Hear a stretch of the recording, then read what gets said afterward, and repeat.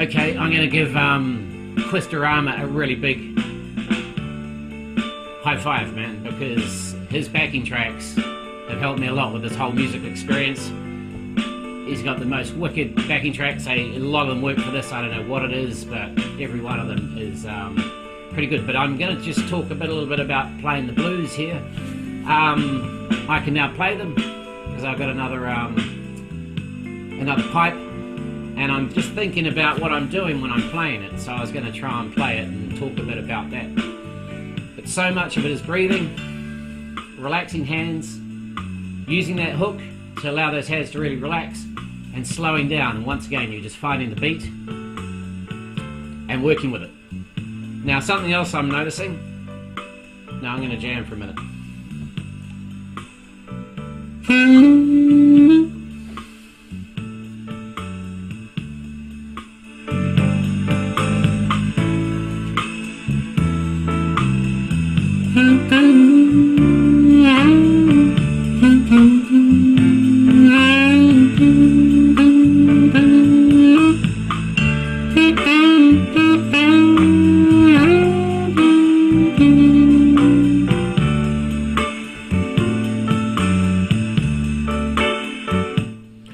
Okay, you're not having to move fast. You don't move your fingers fast, but you are relaxing your hands. I use that hook. That's really important.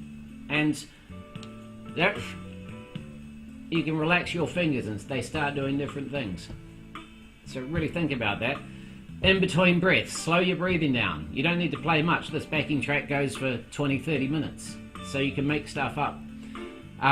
So in between, reset everything. Reset those hands. Reset your breathing. Relax again. And so when you start in each passage, you got a focus point and you got a start point. Everything's ready to go.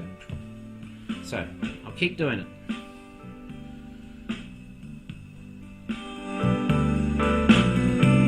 And you have to find that beat, and nothing changes. But you can play blues now.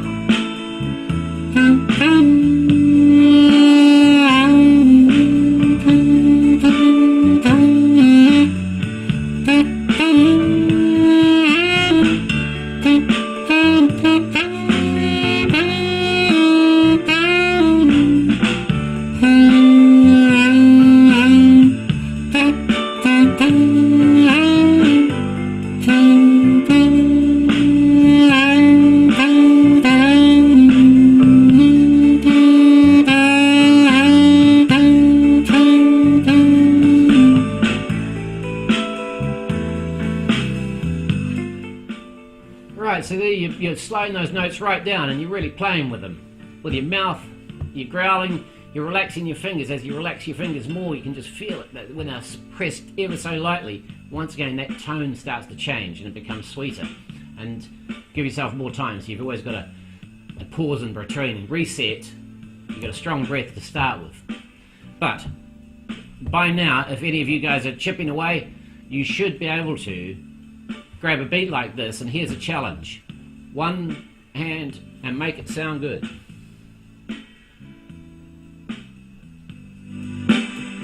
So keep that finger relaxed.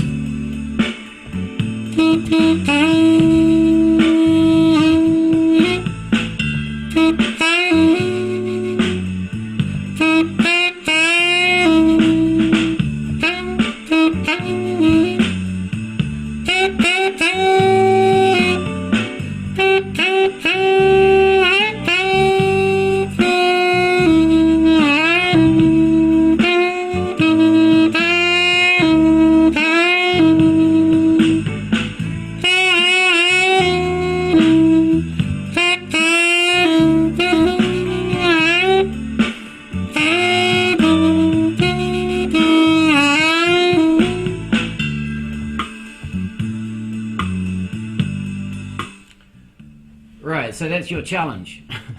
One hand, slowly, and find that beat and just ride with it. And then start using your mouth, your lungs, your growl, relaxing your hands, and just going for the sweetest tone. Because it's not about the amount of notes you play, it's about the tone you're playing and following that beat.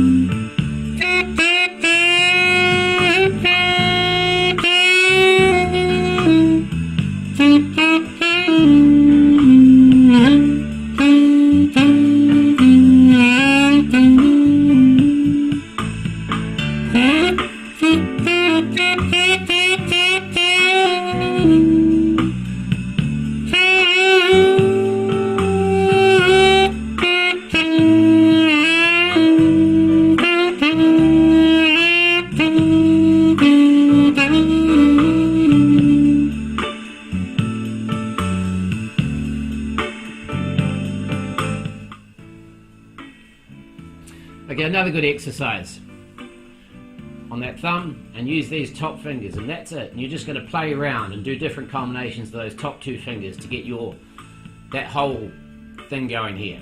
Now this is pretty tricky to get a sequence. I can't do it. Well, I'm getting better. So it's relevant to relaxing those hands on that tube.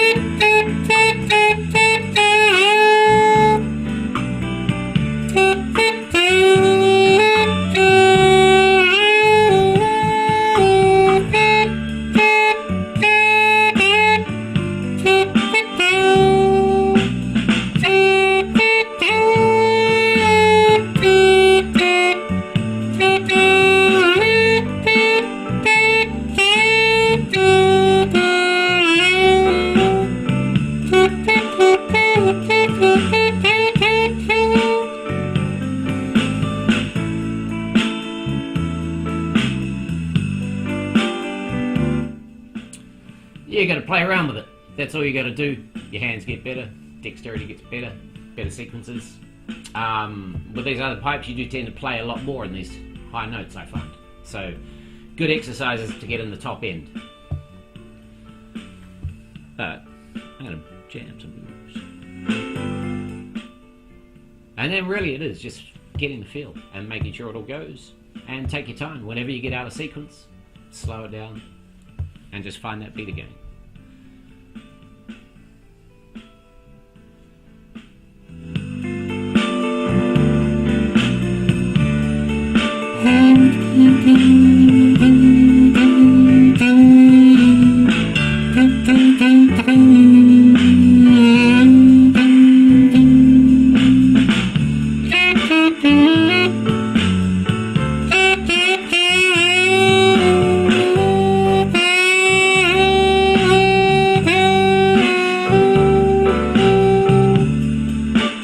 Check yourself.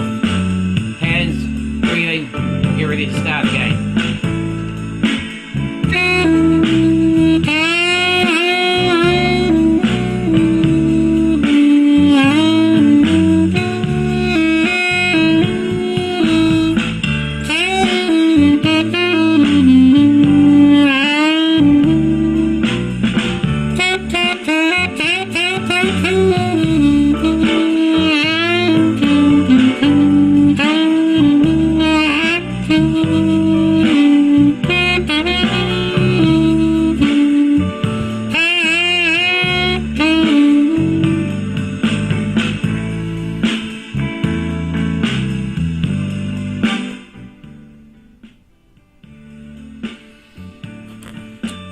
Okay, another plug for Clisterama. He sells a lot of backing tracks, and yeah, second to none, I think.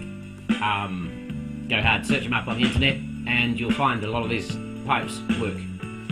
Now, a lot of the backing tracks work to the pipes. Now, something else a guy mentioned was muscle memory, and it's happening everywhere. It's happening in your mouth. It's happening in your lungs, it's happening on your diaphragm. If you start to do make a good sound, all your muscle memory is starting to work. You cannot make a Saxmonica sound good unless your breathing is good. So, if you make it sound good, your breathing is getting better. And you've taught yourself how to breathe better, which is a pretty cool thing. But going back to muscle memory, one other reason why you've got to relax those hands is because when you start playing the different pipes, you've got different finger positions. And what I'm finding is that you've really got to have relaxed hands and play it a bit slower to go searching for the holes, because they're slightly different positions. And you're getting used to playing one position, so the new pipes will come out. Your hands have to be relaxed and you have to allow that muscle memory to come in here, because that's literally what's going on. So muscle memory, important. So here's another beat from Quist. I've never heard this, but it's a pretty cool beat.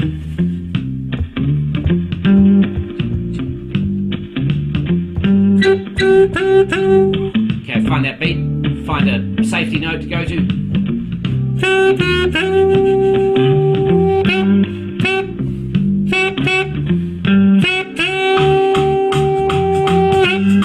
So it's going to get quicker.